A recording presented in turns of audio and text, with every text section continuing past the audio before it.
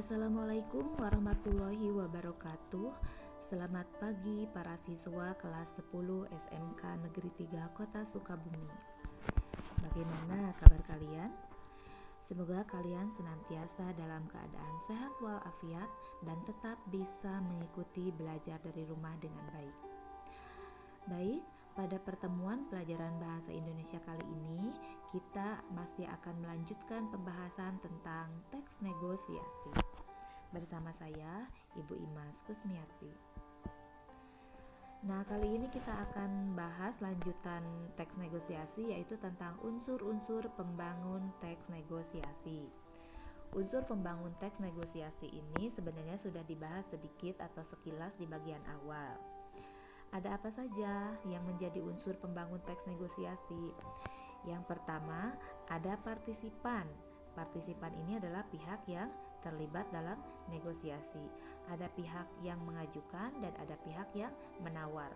Namun, pada beberapa jenis negosiasi, misalkan negosiasi dalam rangka perdamaian atau pemecahan konflik dan pertikaian, biasanya ada pihak ketiga yang berperan sebagai perantara, penengah atau pemandu, atau biasa disebut mediator. Kemudian adanya perbedaan kepentingan dari kedua belah pihak. Nah, jika tidak ada perbedaan kepentingan, maka tidak perlu diadakan negosiasi. Yang ketiga, adanya pengajuan dan penawaran. Nah, ini adalah inti dari sebuah pelaksanaan teks negosiasi. Jadi, inti dari sebuah negosiasi adalah adanya pengajuan dan penawaran. Inilah yang dimaksud dengan perbedaan kepentingan.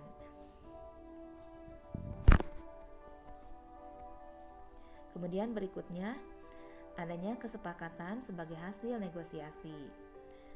Nah, itu unsur-unsur pembangun teks negosiasi. Berikutnya, pola penyajian teks negosiasi. Yang pertama ada yang polanya berbentuk dialog, ada yang berbentuk narasi, dan ada yang bentuknya surat. Baiklah, kita bahas. Nah, yang dialog itu bentuknya seperti ini ya. Jadi bentuknya ada di sini pihak ke-1 berbicara, kemudian titik 2, kemudian ada tuturannya. Kemudian pihak kedua, dalam hal ini ketua OSIS misalkan, kemudian titik 2, kemudian ada tuturannya ya. Bentuknya dialog aja, percakapan gitu.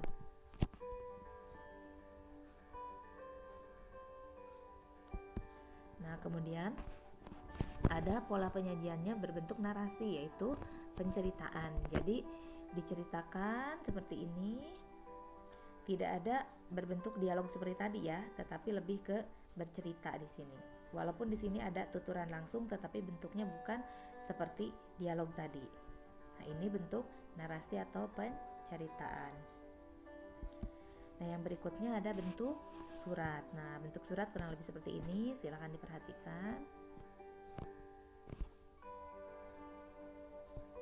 Nah, demikian ya pola penyajiannya, ada bentuk dialog, ada narasi, dan ada surat. Nah, kalau surat ini tidak akan terjadi tawar-menawar langsung di sini, tetapi nanti dia pengajuan dalam bentuk surat kepada pihak kedua oleh pihak ke-1. Nah, nanti pihak kedua akan menjawab dengan jeda waktu. Artinya setelah surat ini dibaca, setelah surat ini diterima kemudian dibaca, isinya adalah sebuah pengajuan, kemudian mereka akan memberikan penawaran dalam surat yang berbeda, misalkan surat balasan, seperti itu. Nah, ini adalah contoh pembahasan isi dan struktur teks negosiasi. Nah, di sini saya punya sebuah teks. Kita baca ya. Karena kehamilannya yang semakin besar, Sansan berniat mengajukan cuti lebih cepat kepada atasannya, yaitu Bulita. Dia pun segera menghadap kepada atasannya itu dengan harapan bisa segera cuti. Sansan, maaf Bu, bisa meminta waktu sebentar? Bulita, ada apa ya San? Sansan, saya ingin mengajukan cuti kerja. Bulita, oh ya, pasti karena kehamilan itu kan? Sansan, Betul, Bu. Kemudian Bu Lita, sudah berapa bulan kandungannya? Sansan, sudah 8 bulan, Bu. Bu Lita, kan masih sebulan lagi, nanti saja kalau sudah dekat waktunya lahir. Sansan, sudah terasa berat, Bu, lagi pula untuk jaga-jaga, khawatir waktunya di luar dugaan. Bu Lita, begini saja, bagaimana kalau menunggu 2 minggu lagi, supaya nanti cutinya lebih panjang setelah melahirkan. Sekarang bekerja dulu, ya, bekerjanya jangan yang berat-berat, pilih-pilih. Sansan, maaf ya Bu, memang Ibu memberi waktu cuti berapa lama? Bu Lita, 3 bulan, cukup kan? Sansan, iya saya kira cukup, mudah-mudahan selama itu saya dan si bayi nanti sudah sehat dan kuat lagi. Bu Lita, ya tapi sekarang kamu jangan dulu cuti, nunggu 2 minggu lagi lah, karena memang Ibu sangat membutuhkan tenaga kamu.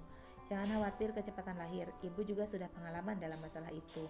Ibu kan sudah 2 kali melahirkan. Sansan, mudah-mudahan ya Bu, terima kasih atas kebaikan Ibu. Nah, kita bahas sekarang siapa yang terlibat dalam negosiasi? Jawabannya adalah Sansan dan Bu Lita.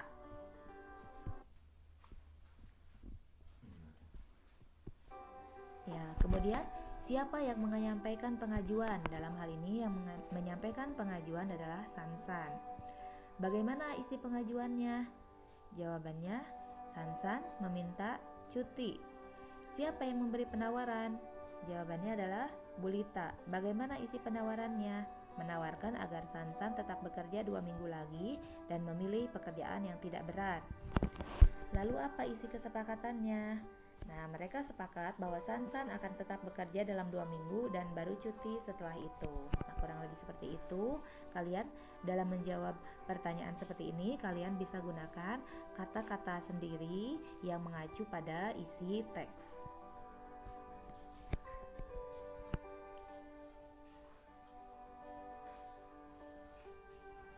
Kita lanjutkan. Nah, ini adalah analisis struktur teks negosiasi dari teks tersebut. Kita lihat di sini strukturnya. Yang pertama ada orientasi.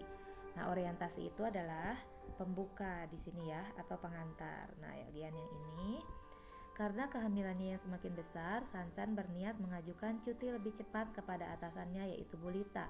Dia pun segera menghadap kepada atasannya itu dengan harapan bisa segera cuti. Nah, itu adalah bagian orientasi. Kemudian yang kedua adalah pengajuan. Pengajuan ini disampaikan oleh Sansan. Nah, kalimat yang mana? Adalah kalimat yang ini. Ya, yang ini. Sansan mengajukan cuti kerja. Nah, kalimat yang ini. Kemudian penawaran. Penawaran ini diberikan oleh siapa? Diberikan oleh Bu Lita dalam rangka menjawab pengajuan Sansan. Nah, Bu Lita menawarkan Sansan bekerja 2 minggu lagi dan boleh memilih pekerjaan yang tidak berat. Bu Lita menawarkan cuti selama 3 bulan. Nah, yang ini, begini saja, bagaimana kalau menunggu 2 minggu lagi supaya cutinya lebih panjang. Nah, kemudian Sansan juga boleh memilih pekerjaan yang tidak berat. Kemudian Bu Lita memberikan cuti 3 bulan. Nah, bagaimana kesepakatannya? Kesepakatan itu adalah hasil dari negosiasi tersebut. Hasilnya adalah Sansan dan Bu Lita sepakat bahwa Sansan akan tetap bekerja selama 2 minggu. Setelah itu barulah cuti. Kan di sini di bagian akhir Sansan setuju ya, walaupun tidak menyebutkan setuju di sini, tetapi dia, ya saya kira cukup. Nah, ini adalah bentuk persetujuan, artinya Sansan tidak menolak, menerima apa yang ditawarkan oleh Bu Lita. Nah, demikian analisis strukturnya. Nanti juga kalian akan diberikan tugas yang semacam ini dan kalian kerjakan seperti yang Ibu lakukan, seperti yang Ibu contohkan. Nah, demikian untuk pertemuan kali ini. Semoga kalian dapat memahami penjelasan Ibu. Terima kasih. Wassalamualaikum warahmatullahi wabarakatuh.